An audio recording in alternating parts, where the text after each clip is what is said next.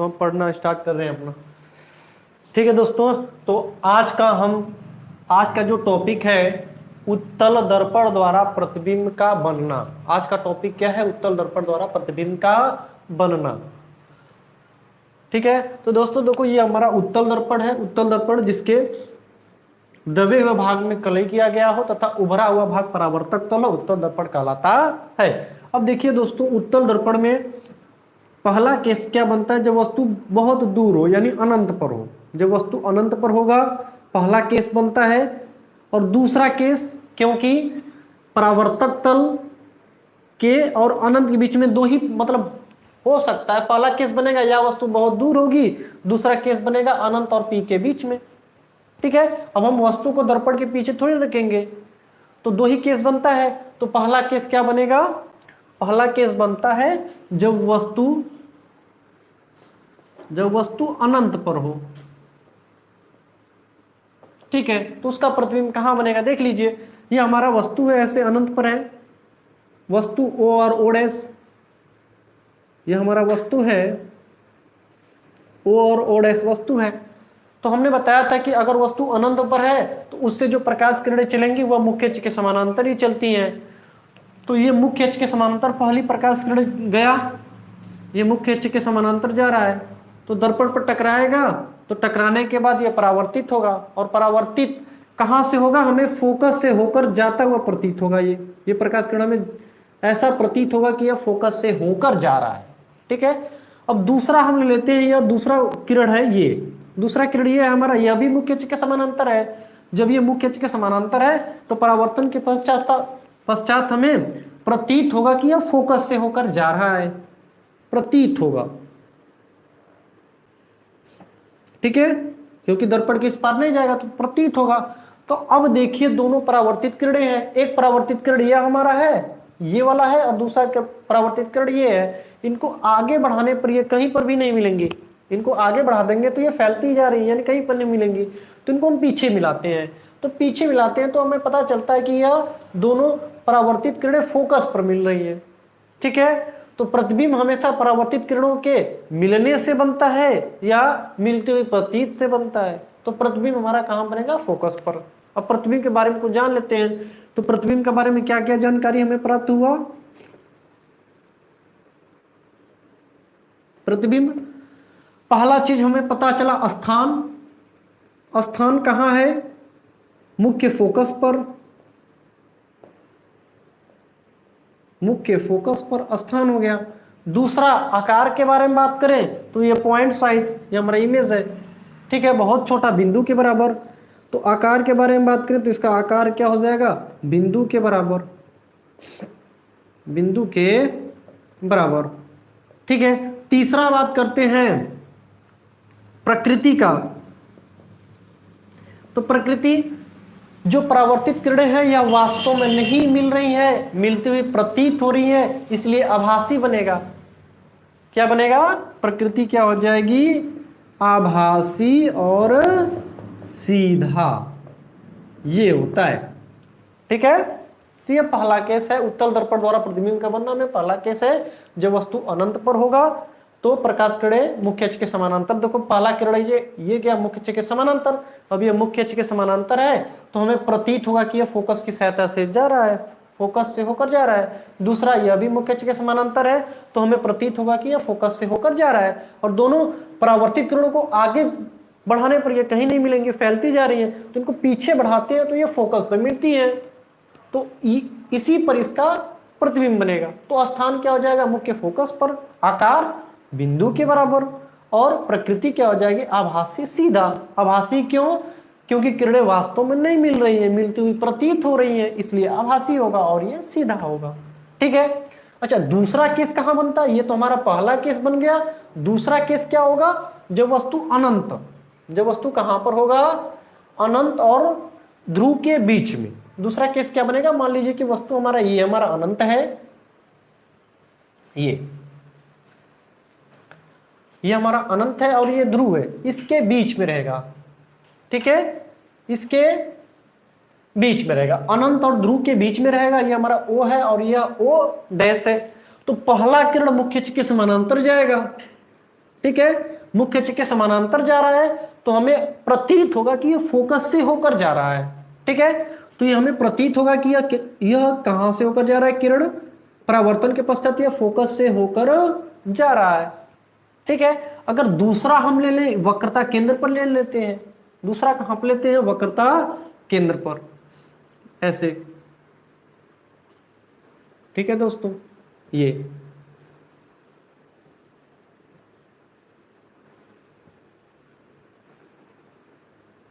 ठीक है, तो पहला किरण मुख्य अक्ष के समानांतर है तो परावर्तन के पश्चात हमें फोकस से होकर जाते हुए प्रतीत होगा। दूसरा हम ले लेते हैं, फोकस पर ले सकते हैं, ये फोकस पर ले लेते हैं कि यह प्रकाश किरण फोकस की ओर जाती हुई प्रतीत होगी। दूसरी किरण क्या होगी, फोकस की ओर, फोकस की ओर जाती हुई प्रतीत हो रही है यह किरण फोकस की ओर जाती हुई प्रतीत हो रही है। तो परावर्तन के पश्चात क्या हो जाएगा, यह मुख्य अक्ष के समानांतर निकल जाएगा। ये किरण गया ऐसे, फोकस की ओर जाती हुई प्रतीत हो रहा है तो परावर्तन के पश्चात मुख्य अक्ष के समानांतर। ठीक है, अब दोनों परावर्तित किरण देखो, एक परावर्तित किरण यहां पर जा रहा है और एक परावर्तित किरण इधर, इन्हें फैलती ही जा रही है, तो आगे बढ़ाने पर तो कहीं नहीं मिलेंगे, तो पीछे देख लेते हैं। तो पहली परावर्तित किरण ये पीछे यहां पर आ रहा है ऐसे, और ये दूसरी यहां पर ऐसे ऐसे, तो यहीं पर इसका प्रतिबिंब बन रहा है। ये हमारा आई है और ये आई डैश है। अच्छा, प्रतिबिंब कैसा बन रहा है देख लीजिए, प्रतिबिंब कैसा बन रहा है। अगर पहला बात करें स्थान का, तो स्थान क्या हो जाएगा, स्थान F और P के बीच में, स्थान क्या हो जाएगा, मुख्य फोकस यानी F मुख्य फोकस और P के बीच में, ध्रुव मुख्य फोकस और P के बीच में। ठीक है, ये इसका स्थान हो गया। अच्छा, उसके बाद आकार के बारे में बात करें तो आकार में देखो, वस्तु इतना बड़ा है, प्रतिबिंब छोटा है, तो आकार क्या हो जाएगा, वस्तु से छोटा। आकार क्या हो जाएगा, वस्तु से छोटा। ठीक है, प्रकृति क्या हो जाएगा, क्योंकि परावर्तित किरणें वास्तव में नहीं मिल रही है, मिलती हुई प्रतीत हो रही है, इसलिए प्रकृति क्या हो जाएगा, इसका आभासी। ठीक है, और देखिए मुख्य अक्ष के ऊपर वस्तु रखा गया है और प्रतिबिंब भी मुख्य अक्ष के ऊपर ही है, तो यानी प्रतिबिंब भी क्या रहेगा, सीधा। प्रतिबिंब क्या बनेगा, सीधा, बस। ठीक है, अब दोस्तों ध्यान देने वाली यह बात है कि उत्तल दर्पण और अवतल दर्पण, एक होता है उत्तल दर्पण, ये हमारा हो गया उत्तल दर्पण, ठीक है, और अवतल दर्पण। ठीक है, अवतल दर्पण में यदि हम वस्तु को बहुत पास रख दें यानी वस्तु को कहां रखेंगे, फोकस और P के बीच में, फोकस और P के बीच में। ठीक है, तो यह जो अवतल दर्पण है यह भी आभासी प्रतिबिंब बनाएगा। ठीक है, अवतल दर्पण भी आभासी प्रतिबिंब बनाएगा, लेकिन अवतल दर्पण हमेशा वस्तु से बड़ा प्रतिबिंब बनाता है, आभासी बनाएगा, आभासी के साथ ही वह बड़ा प्रतिबिंब बनाता है वस्तु से, जबकि उत्तल दर्पण हमेशा आभासी और वस्तु से छोटा बनाता है। दोनों में बस यही अंतर है। ठीक है, चाहे उत्तल दर्पण रहे चाहे अवतल दर्पण रहे, उत्तल दर्पण हमेशा प्रतिबिंब क्या बनाएगा, आभासी और सीधा बनाएगा। अवतल दर्पण आखिरी कंडीशन जो छठवां केस है, वस्तु को हम फोकस और ध्रुव के बीच में रखते हैं, उस कंडीशन में आभासी प्रतिबिंब बनाता है। लेकिन अवतल दर्पण वस्तु से बड़ा बनाता है, वस्तु से बड़ा। ठीक है, और उत्तल दर्पण हमेशा वस्तु से छोटा बनाएगा। ठीक है, वस्तु से छोटा। पहला वाला कंडीशन में वो फोकस बनाएगा, ये पहला कंडीशन था, जब वस्तु अनंत पर होगा तो उसका प्रतिबिंब फोकस पर बनेगा। दूसरा वाला कंडीशन क्या हो जाएगा, जब अनंत और ध्रुव के बीच में रहेगा, उस कंडीशन में उसका प्रतिबिंब ध्रुव और F के बीच में बनेगा। दो ही कंडीशन है। अब वस्तु को अब कहां ले जाएंगे, अब तो ये ध्रुव है, ठीक है, दर्पण को तो पीछे नहीं ले जाएंगे, दो ही केस बन रहा है इसका। ठीक है दोस्तों, तो आगे अब हम लोग पढ़ेंगे ठीक है दोस्तों, तो ये हमारा है।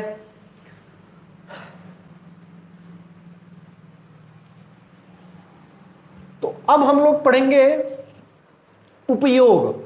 अवतल दर्पण और उत्तल दर्पण के कुछ उपयोग हैं, उपयोग के बारे में भी पढ़ लेते हैं अभी।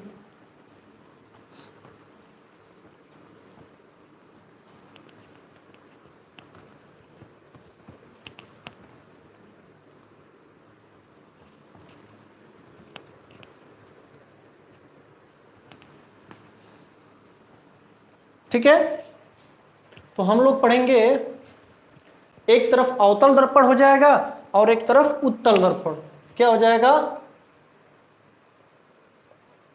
अवतल दर्पण का उपयोग। ठीक है, देख लेते हैं। तो ठीक है, तो पहला अगर उपयोग के बारे में बात करें तो अवतल दर्पण ये है। अवतल दर्पण पर, अवतल दर्पण यानी गोली दर्पण का वह भाग जिसके उभरे हुए भाग पर कलई किया गया हो तथा दबा हुआ भाग परावर्तक तल हो, उसी को हम अवतल दर्पण कहते हैं। ये इसका M1 और M2 क्या है? द्वारक है, और परावर्तक तल के मध्य बिंदु को ध्रुव कहते हैं। ठीक है, ये हमारा वक्रता केंद्र है और ये फोकस है। ठीक है, तो अवतल दर्पण में यदि समानांतर किरणें जा रही हैं, मुख्य अक्ष के समानांतर किरण जा रही हैं, तो मुख्य अक्ष के समानांतर किरण जा रही है तो ये कहां से होकर जाएंगी? फोकस से होकर जाएंगी। ठीक है, ये फोकस से होकर जाएंगी ऐसे। ठीक है, तो यह फोकस से होकर जाएंगे। तो ध्यान से देखिए, यह किरणों को किसी एक बिंदु पर केंद्रित कर रहा है। ठीक है, समानांतर किरणें जा रही है, परावर्तन के पश्चात ये किसी एक बिंदु पर क्या कर रहा है? केंद्रित कर रहा है, इसलिए इसको अभिसारी दर्पण भी कहते हैं। ठीक है, अभिसारी, किसी एक पॉइंट पर केंद्रित कर रहा है, समानांतर किरणों को किसी एक बिंदु पर केंद्रित कर रहा है, इसलिए हम अवतल दर्पण का एक दूसरा नाम है, इसको हम अभिसारी दर्पण भी कहते हैं। ठीक है, तो इसको हम क्या कहेंगे? अभिसारीय दर्पण। ठीक है, अब देखिए, यह प्रकाश किरणों को एक बिंदु पर केंद्रित कर रहा है, इसलिए इसका उपयोग सर्च लाइट में किया जाता है। ठीक है, इसका उपयोग हम कहां पर करेंगे? Search light.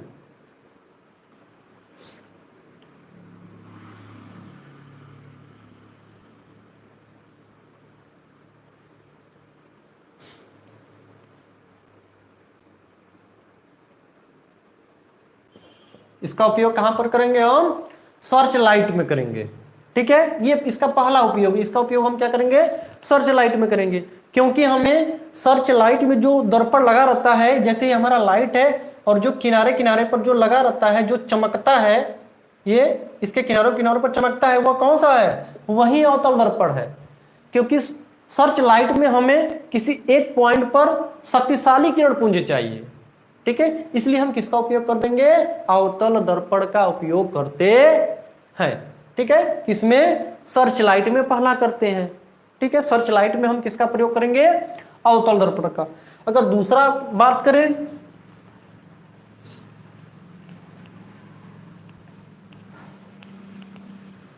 अगर पहला उपयोग हो गया, पहला उपयोग क्या हो जाएगा? सर्च लाइट में।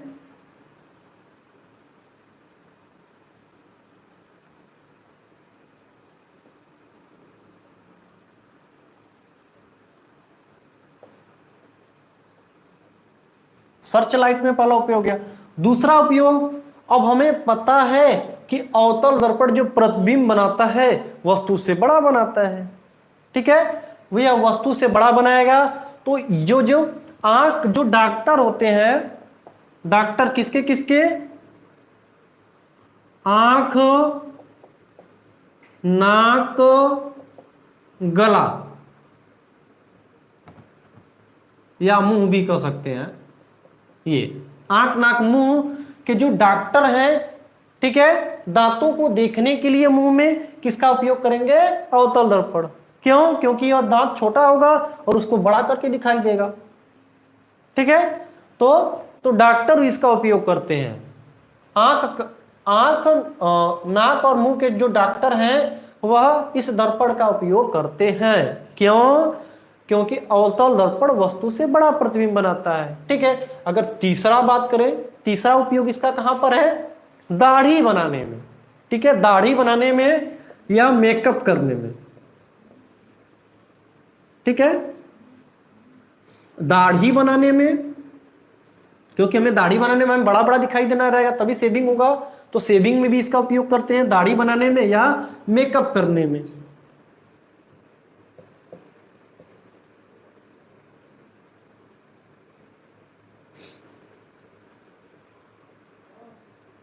ठीक है, तो लड़कियां लोग मेकअप करने में इसका उपयोग करती हैं। ठीक है, सौंदर्य प्रसाधन के रूप में इसका उपयोग किया जाता है। ठीक है, क्योंकि यह बड़ा दिखाई देगा। ठीक है, चेहरा बड़ा बड़ा दिखाई देगा, दाढ़ी भी ठीक ठाक। ठीक है, तो 3 इसके उपयोग हैं महत्वपूर्ण। पहला सर्च लाइट में, दूसरा आंख कान नाक के जो डॉक्टर हैं वो देखने के लिए, तीसरा दाढ़ी बनाने में या मेकअप करने में। ठीक है, अब हम पढ़ेंगे किसका उपयोग हो? उत्तल दर्पण का उपयोग।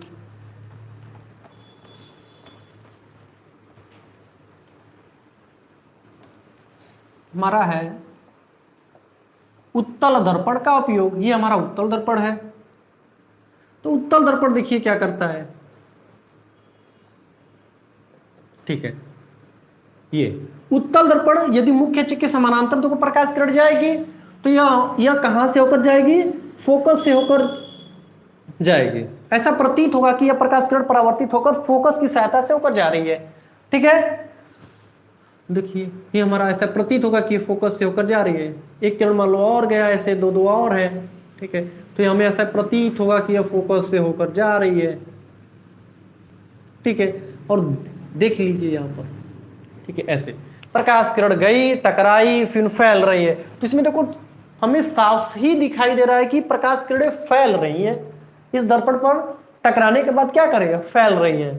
ठीक है, फैल रही है, इसलिए इसको हम अपसारी दर्पण भी कहते हैं। ठीक है, क्योंकि यह प्रकाश किरणों को क्या कर रही है? फैला रही है। ठीक है, इसलिए जो हमारा उत्तल दर्पण है, जो उत्तल दर्पण है, इसको अपसारी दर्पण भी कहते हैं। अपसारी दर्पण, यानी ये प्रकाश किरणों को फैला रहा है। प्रकाश किरणों को क्या कर रहा है? फैला रहा है। इसलिए इसका उपयोग स्ट्रेट लैंपों में करते हैं। जो गलियों में लैंप लगा रहता है, ठीक है, गलियों चौराहों पर जो लैंप लगता है, स्ट्रेट लैंप, उसमें इसका उपयोग किया जाता है। ठीक है, क्योंकि हमें वहां पर ज्यादा प्रकाश चाहिए। ठीक है, तो इसका पहला उपयोग कहां हो जाएगा? स्ट्रेट लैंपों में हम किसका उपयोग करते हैं? उत्तल दर्पण का करते हैं। पहला उपयोग होगा स्ट्रेट लैंपों में। स्ट्रेट लैंपों गली और चौराहों में लगते हैं। ठीक है, क्योंकि हमें ज्यादा क्षेत्रफल में उजाला चाहिए, कम क्षेत्रफल में नहीं, ज्यादा क्षेत्रफल में। तो जब ज्यादा क्षेत्रफल में चाहिए तो हम लगाएंगे उत्तल दर्पण। तो उत्तल दर्पण क्या करेगा? ये प्रकाश किरणों को फैला देगा। तो स्ट्रेट लैंपों में उपयोग करेंगे किसका? उत्तल दर्पण का। पहला उपयोग होगा। अगर दूसरा उपयोग के बारे में बात करें तो देख लीजिए दूसरा उपयोग। दूसरा उपयोग ये गाड़ी, ठीक है, चाहे 2 व्हीलर हो चाहे 4 व्हीलर हो। ठीक है, तो इसका उपयोग गाड़ी के साइड मिरर के रूप में किया जाता है। जो गाड़ी होती है, चाहे 2 व्हीलर या 4 व्हीलर, इसके साइड मिरर, ठीक है, तो जो साइड में जो मिरर लगा रहता है उसमें करते हैं। ठीक है, तो गाड़ियों के जो बगल में जो हमारा मिरर लगा रहता है, जो दर्पण लगा रहता है, वह दर्पण कौन सा दर्पण होता है? उत्तल दर्पण होता है। अच्छा, क्यों लगा रहता है? इसका भी रीजन है। क्योंकि उत्तल दर्पण जो है, यह जो उत्तल दर्पण है, यह वस्तु से छोटा प्रतिबिंब बनाता है। वस्तु से बहुत छोटा, वस्तु से क्या करता है? बहुत छोटा प्रतिबिंब बनाता है। ठीक है, जब बहुत छोटा प्रतिबिंब बनाएगा, ठीक है, तो जो ड्राइवर होगा वो साइड मिरर के द्वारा वो अपने पीछे का ज्यादा एरिया को कवर कर पाएगा, यानी बहुत ज्यादा दूरी तक वो क्या करेगा? देख पाएगा। ठीक है, जबकि अगर हम अवतल दर्पण लगा देंगे तो अवतल दर्पण बड़ा प्रतिबिंब बनाता है, तो कुछ दिखाई नहीं देगा। छोटी सी भी वस्तु को वो बहुत बड़ा दिखाई देगा, जिसके कारण ड्राइवर को परेशानी होगी चलाने में। ठीक है, और उत्तल दर्पण रहेगा तो ये बड़ी बड़ी गाड़ियों के भी छोटा छोटा करके दिखाएगा, छोटा छोटा उसका प्रतिबिंब बनाएगा। जिसके कारण बहुत दूर तक क्या होगा, क्षेत्रफल कवर करेगा। ठीक है, इसलिए इसका उपयोग कहां पर किया जाता है, गाड़ियों में, चाहे टू व्हीलर हो चाहे फोर व्हीलर हो, हम इसका उपयोग करते हैं साइड मिरर के रूप में। ठीक है, साइड दर्पण के रूप में किसका प्रयोग करते हैं, उत्तल दर्पण का प्रयोग करते हैं। ठीक है दोस्तों, तो ये हमारा उत्तल दर्पण के क्या है, उपयोग है। ठीक है, पहला स्ट्रेट लैंपों में और दूसरा हो जाएगा गाड़ी, टू व्हीलर या फोर व्हीलर की जो गाड़ियां होती हैं उनके साइड मिरर के रूप में करते हैं। रीजन हमने बता ही दिया, रीजन क्यों करते हैं, क्योंकि उत्तल दर्पण हमेशा वस्तु से छोटा प्रतिबिंब बनाएगा। ठीक है, बहुत छोटा, जब ज्यादा दूर होगी तो बहुत छोटा, जिसके कारण जो ड्राइवर को होगा वो अपने साइड मिरर के द्वारा अपने पीछे का बहुत ज्यादा क्षेत्रफल को क्या करेगा, कवर करेगा। इसलिए हम किसका प्रयोग करते हैं, उत्तल दर्पण का प्रयोग करते हैं। ठीक है दोस्तों,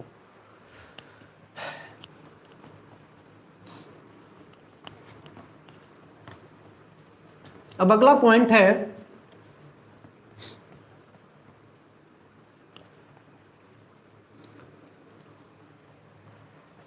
ठीक है, अगला पॉइंट है ये यफ। यफ मतलब फोकस दूरी। फोकस दूरी क्या होता है अभी बता रहे हैं।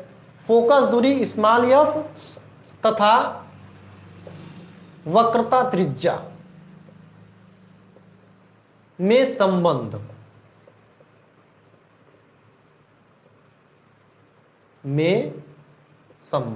क्या होता है, जैसे हम देख लेते हैं, ये हमारा अवतल दर्पण है,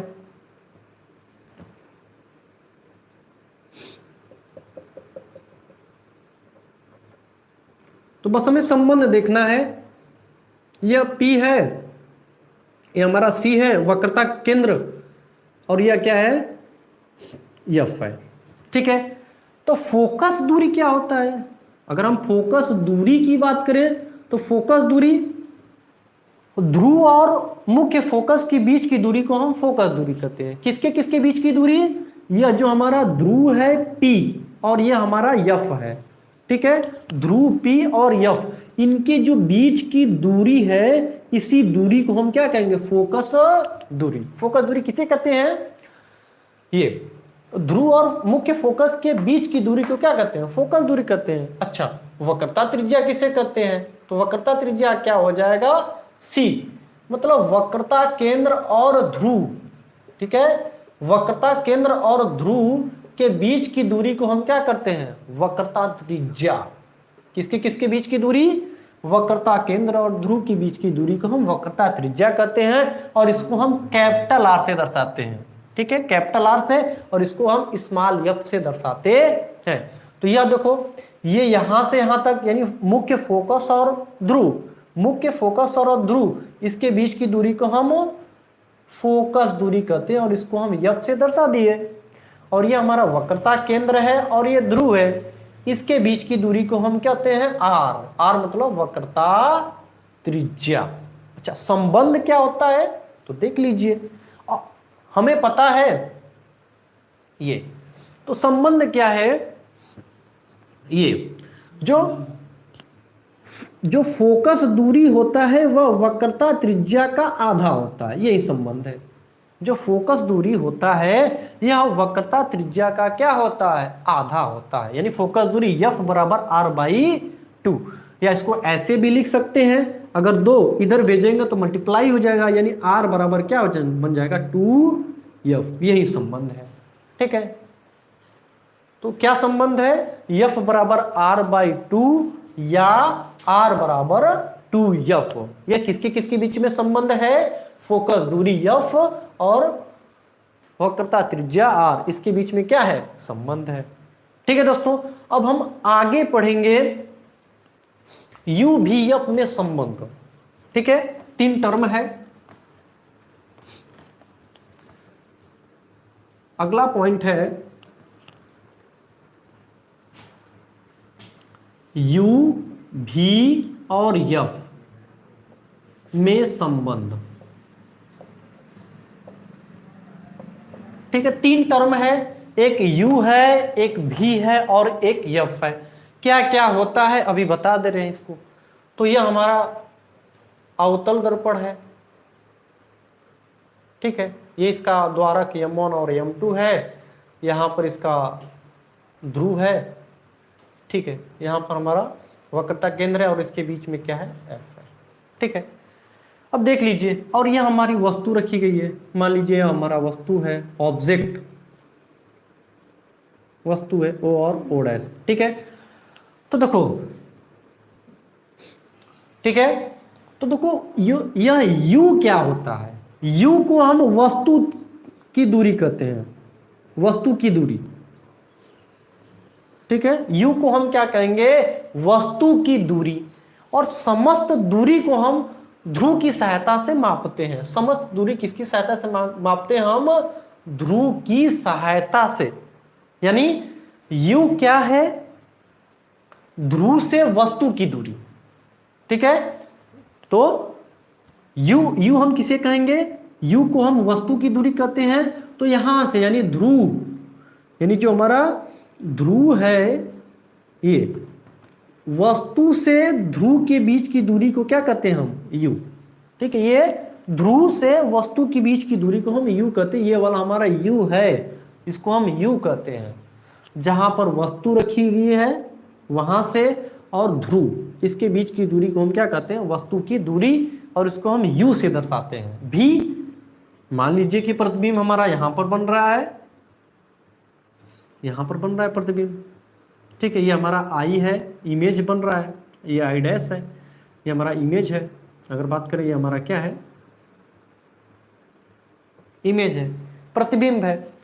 तो देखिए भी क्या है, ये भी को कहते हैं हम प्रतिबिंब की दूरी, भी को क्या कहते हैं, प्रतिबिंब की दूरी। और यह क्या है, जहां पर इमेज है, इमेज से P की दूरी, ठीक है। जहां पर इमेज है यानी जहां पर प्रतिबिंब बन रहा है, वहां से ध्रुव के बीच की दूरी को हम क्या कहते हैं, प्रतिबिंब की दूरी, और इसको हम U से दर्शाते हैं। और हमें F तो पता ही है, F क्या है, F को कहते हैं हम फोकस दूरी। F को क्या कहते हैं, फोकस दूरी। F को क्या कहेंगे हम, फोकस दूरी। तो फोकस दूरी क्या है, मुख्य फोकस से यानी F से किसके बीच की दूरी, P के बीच की दूरी। F से P के बीच की दूरी को हम क्या कहते हैं, फोकस दूरी। तो यहां से देखो, ये हमारा वस्तु है, वस्तु से ध्रुव के बीच की दूरी को हम U कहते हैं, वस्तु की दूरी। यह हमारा प्रतिबिंब यहां पर बन रहा है, तो ये हमारा क्या हो जाएगा, V, ठीक है। यानी प्रतिबिंब से ध्रुव के बीच की दूरी को हम प्रतिबिंब की दूरी कहते हैं, और इसको हम V से दर्शाते हैं। और फोकस से, ये हमारा फोकस है, फोकस से ध्रुव के बीच की दूरी को F कहते हैं। और इन तीनों में संबंध क्या होता है, देख लीजिए। संबंध होता है कि जो 1/F होता है वह 1/V प्लस 1/U के बराबर होता है। 1/F बराबर 1/V प्लस 1/U, इसके बराबर होता है। अब देखिए न्यूमेरिकल में क्या होगा, इसमें 3 चीज है, F, U और V। 3 चीज में तुम्हें 2 चीज दिया रहेगा और 1 चीज पूछेगा हमेशा, ठीक है। यदि फोकस दे दिया और यानी फोकस दूरी और प्रतिबिंब की दूरी दे दिया, ये दोनों तुम्हें दिया रहेगा, तो पूछेगा क्या, U पूछेगा, ठीक है।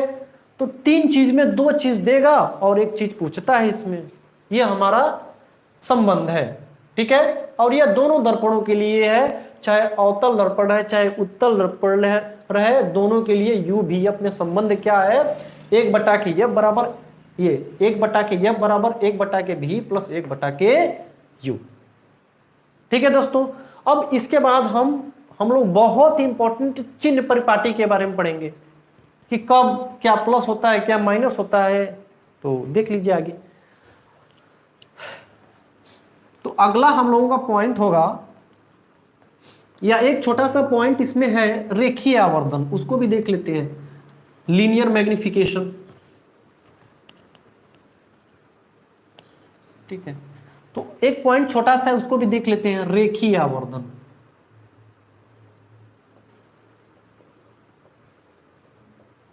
ठीक है, रेखीय आवर्धन को हम यम से प्रदर्शित करते हैं, रेखी लीनियर मैग्निफिकेशन, ठीक है। तो मैग्निफिकेशन यम है, ये मैग्निफिकेशन। तो देखो रेखीय आवर्धन क्या होता है, रेखीय आवर्धन यम का फार्मूला है कि ये जो यम है, अच्छा रेखीय आवर्धन बताता है, रेखीय आवर्धन क्या बताता है कि जो प्रतिबिंब है वस्तु से बड़ा बन रहा है कि छोटा बन रहा है, ठीक है, ये बताएगा कौन, रेखीय आवर्धन, ठीक है, कि बड़ा बन रहा है कि छोटा बन रहा है, ठीक है। तो रेखीय आवर्धन का सूत्र क्या होता है, यम बराबर होता है माइनस भी बाई यू, माइनस भी बाई यू, या प्रतिबिंब की लंबाई बटा के वस्तु की लंबाई, प्रतिबिंब की लंबाई बटा क्या हो जाएगा, वस्तु की लंबाई। और हमें पता है माइनस भी बाई यू, और इसको कहेंगे H I by H O, H I by क्या हो जाएगा, एच ओ। अच्छा एच आई मतलब क्या हो जाएगा, हाइट ऑफ इमेज, यानी प्रतिबिंब की लंबाई, ये क्या हो जाएगा, प्रतिबिंब की लंबाई। और एच ओ क्या हो जाएगा, हाइट ऑफ ऑब्जेक्ट, ऑब्जेक्ट मतलब वस्तु होता है, यानी क्या हो जाएगा, वस्तु की लंबाई।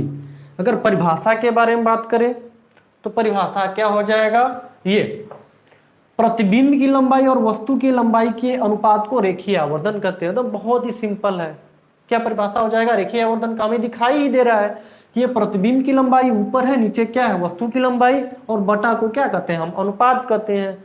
तो प्रतिबिंब की लंबाई और वस्तु की लंबाई के अनुपात को हम रेखीय आवर्धन कहते हैं।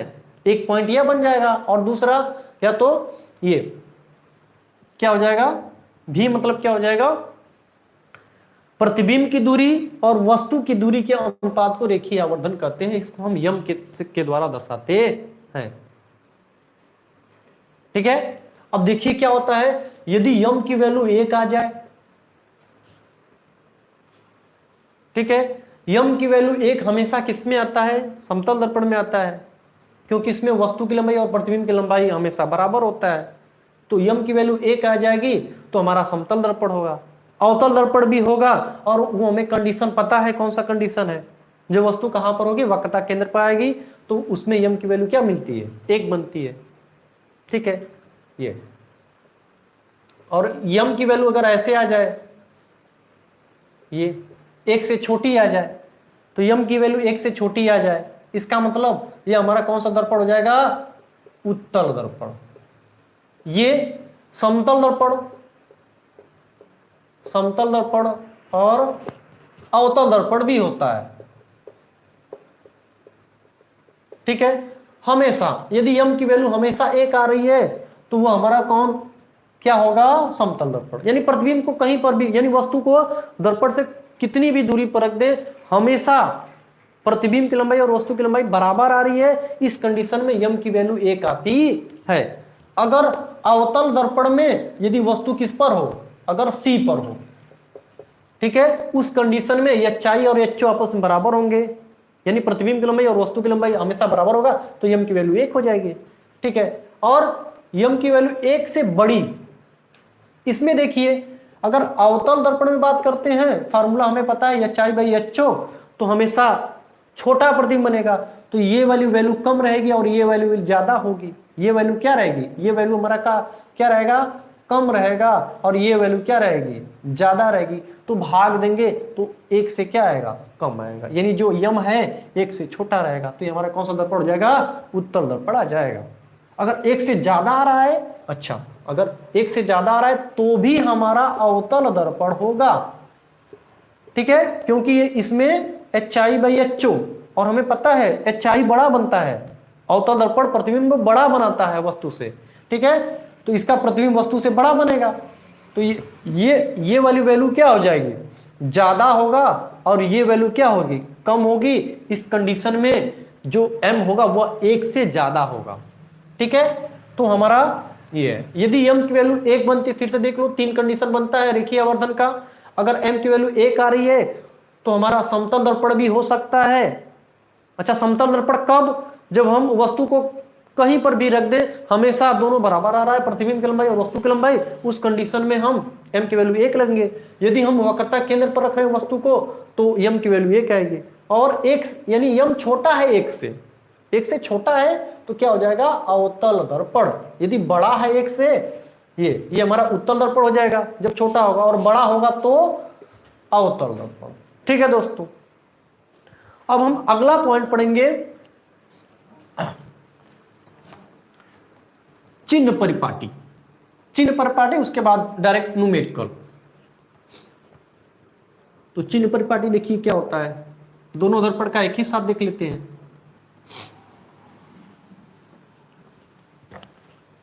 तो क्या हो जाएगा, चिन्ह परिपाटी।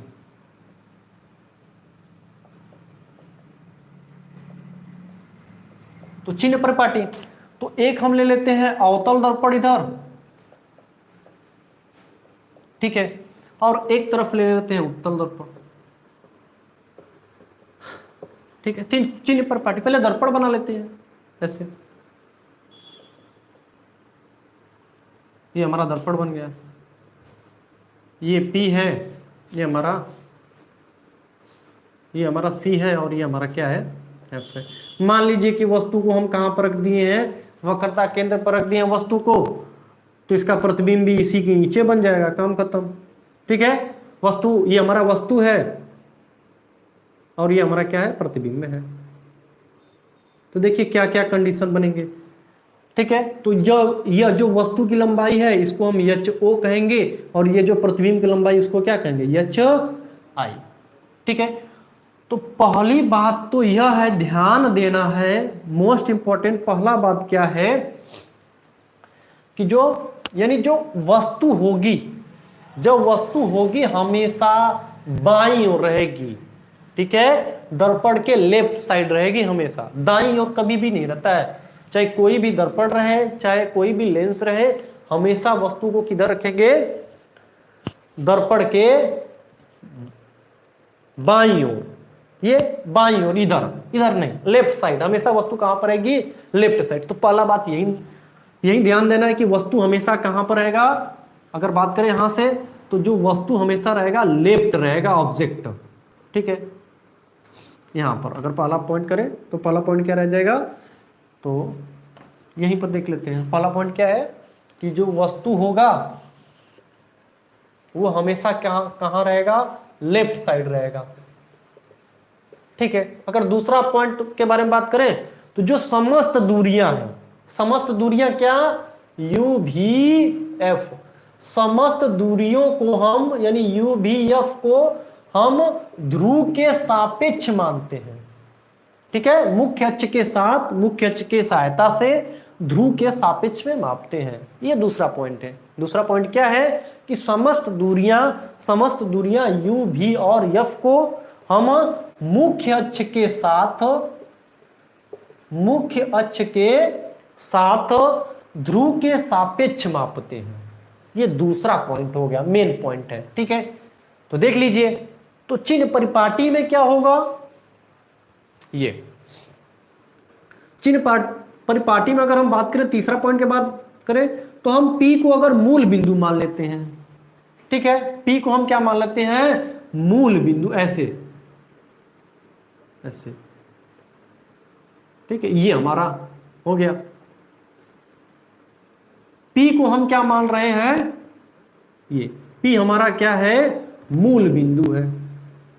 ठीक है, तीसरा पॉइंट यहां पर है, तो हम P को क्या मान लेते हैं, मूल बिंदु, ऐसे।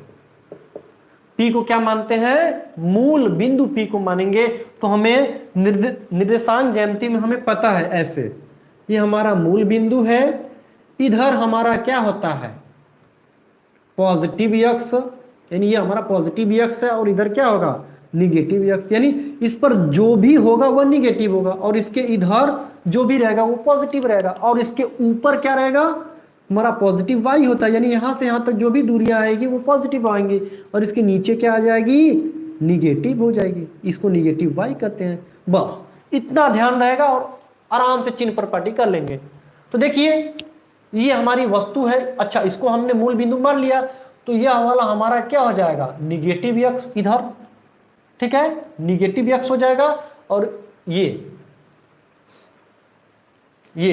वाला हमारा पॉजिटिव एक्स हो जाएगा, और ये वाला क्या हो जाएगा, निगेटिव एक्स। देख लीजिए, इधर पॉजिटिव एक्स और उधर क्या हो जाएगा, निगेटिव एक्स।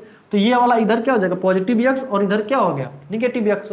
अब देखिए यू हमारा यही ना है, ध्रुव से और वस्तु के बीच की दूरी को क्या कहेंगे, यू।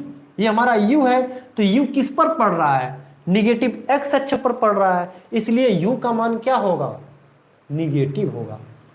यू का मान क्या हो जाएगा, निगेटिव। पहला पॉइंट क्लियर।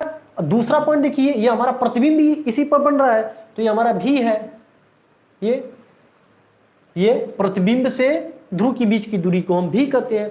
तो भी किस पर है, निगेटिव एक्स अक्ष पर है, इसलिए भी का भी मान क्या हो जाएगा, भी हमारा क्या हो जाएगा, निगेटिव। ठीक है, यानी प्रतिबिंब की दूरी भी क्या हो जाएगी, निगेटिव। यफ भी देखिए इधर ही है, यफ है हमारा मुख्य फोकस है और ध्रुव के बीच की दूरी को यफ कहते हैं, और यफ भी हमारा क्या है, निगेटिव एक्स अक्ष पर ही है। तो यफ का भी मान क्या होगा, निगेटिव हम लेते हैं। क्वेश्चन में दिया नहीं रहेगा, हमें समझना पड़ेगा कि यह अवतल दर्पण है, तो ये होता है। अच्छा, आर की बात करें तो आर भी यही है हमारा, ठीक है, वक्रता केंद्र और पी के बीच की दूरी को आर कहते हैं, तो आर भी हमारा क्या हो जाएगा, निगेटिव। आर भी क्या हो जाएगा, निगेटिव। यानी इसमें यू भी निगेटिव, भी निगेटिव, और यफ भी निगेटिव, और आर भी निगेटिव। अच्छा, HO देख लो, ये हमारा वस्तु है, तो HO ऐसे परपेंडिकुलर है, ठीक है, यानी एक जो हमारा मुख्य अक्ष के लंबवत, तो यह दूरी को हम y के सापेक्ष मापेंगे। यह ऊपर पॉजिटिव y है, नीचे क्या निगेटिव y है। तो देखिए यह वस्तु है, तो इसको हम किसके सापेक्ष मापेंगे, y के सापेक्ष मापेंगे। देखिए, तो ये हमें ऊपर है, देखो ये किस पर पड़ रहा है, पॉजिटिव y अक्ष पर पड़ रहा है, इसलिए HO का मान क्या हो जाएगा, पॉजिटिव। अच्छा, HI देखो, HI किस पर पड़ रहा है, निगेटिव y अक्ष पर, इसलिए इसका मान क्या हो जाएगा, निगेटिव। यही होता है, ठीक है, ये ठीक है। तो ये 5 कंडीशन तक होता है, छठवां कंडीशन में बदल जाता है। छठवां वाले अगर ये जो हमारा है कंडीशन, ये 1 to 5 है। अगर इसका बात करें, ये जो है कंडीशन हमारा 1 to क्या हो जाएगा, 1 to 5, यानी वस्तु को अनंत पर रख दे और कहां तक, फोकस तक। आखिरी कंडीशन बहुत ज्यादा इंपॉर्टेंट है, यहां पर देख लीजिए। अगर आखिरी कंडीशन के बारे में बात करें, तो आखिरी कंडीशन क्या होता था, जब वस्तु कहां पर रहेगी, वस्तु F और P के बीच में आ जाएगी, ठीक है, F और P के बीच में।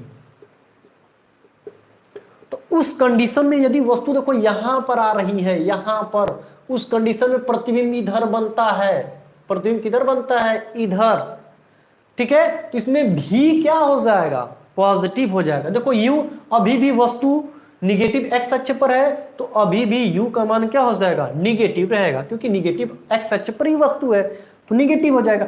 F भी उधर है, तो F भी क्या हो जाएगा, निगेटिव। R भी देखो वही है, R भी इधर ही है, तो R भी क्या हो जाएगा, निगेटिव, ठीक है, R निगेटिव। अच्छा, HO का बात करें तो HO किस पर पड़ रहा है, पॉजिटिव Y पर पड़ रहा है, तो यह क्या आ जाएगा हमारा, पॉजिटिव, ठीक है। और HI का बात करें तो HI देखो ये अभी पॉजिटिव Y पर पड़ रहा है, तो ये अभी क्या हो जाएगा, पॉजिटिव। और भी देखो, ध्रुव से और दर्पण के बीच की दूरी को हम भी कहते हैं, और इस कंडीशन में भी क्या है, पॉजिटिव है। क्यों, क्योंकि यह प्रतिबिंब जो है, जो भी है, यानी जो प्रतिबिंब की लंबाई वो पॉजिटिव एक्स अक्ष पर है, ठीक है, ये दूरी है, तो ये धनात्मक होगा, इसमें क्या होगा, धनात्मक। और ये स्पेशल केस है, ये छठवां कंडीशन है, छठवां वाले केस में बदल जाता है, ठीक है, छठवां केस बहुत ज्यादा इंपॉर्टेंट है। अच्छा, अगर हम थोड़ा बहुत और बात करें, यदि भी का मान निगेटिव आ रहा है, भी का मान क्या आ रहा है, निगेटिव, तो जो प्रतिबिंब रहेगा वह वास्तविक रहेगा। अच्छा, वास्तविक के साथ उल्टा फ्री रहता है, तो वास्तविक के साथ क्या बन गया, उल्टा। ये मोस्ट इंपॉर्टेंट, यदि भी का मान तुम्हारा निगेटिव आ रहा है, तो इसका मतलब ये 1 से 5 तक कंडीशन है, 1 to 5 वाला केस कौन हुआ, ठीक है।